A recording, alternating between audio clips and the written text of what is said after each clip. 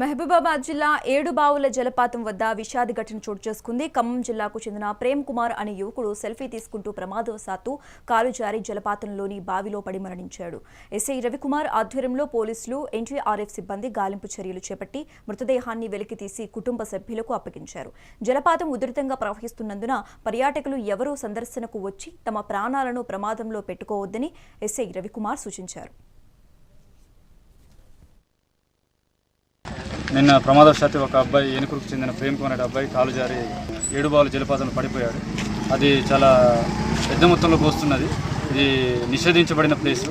ఇక్కడ మా పోలీసు వారు డ్యూటీ చేసి వాళ్ళకు రావద్దని చెప్పినా కానీ వినకుండా వేరే మార్గాల ద్వారా వెళ్ళి అక్కడ అప్రోచ్ అవుతున్నారు. ప్రమాదవశాత్తు అక్కడ ఇట్లా జరుగుతుంది.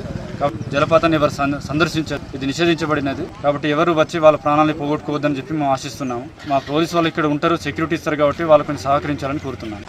నిన్న ప్రమాదవశాత్తు ఒక అబ్బాయి ఏనుగుకు చెందిన ప్రేమ్ కుమార్ అనే అబ్బాయి కాలు జారి ఏడుబావుల జలపాతంలో పడిపోయాడు. అది చాలా పెద్ద మొత్తంలో పోస్తున్నది.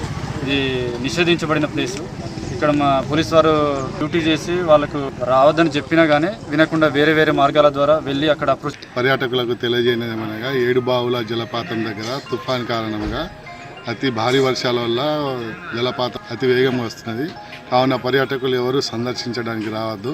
ఈ సందర్శనను నిషేధించబడినది. కావున వర్షాలు తగ్గే వరకు ఏడుబావుల జలపాత సందర్శనకు ఎవరు రాకుండా జనాలకు తెలియజేస్తున్నాం. కావున దయచేసి ఎవరు సందర్శనకు రావద్దు.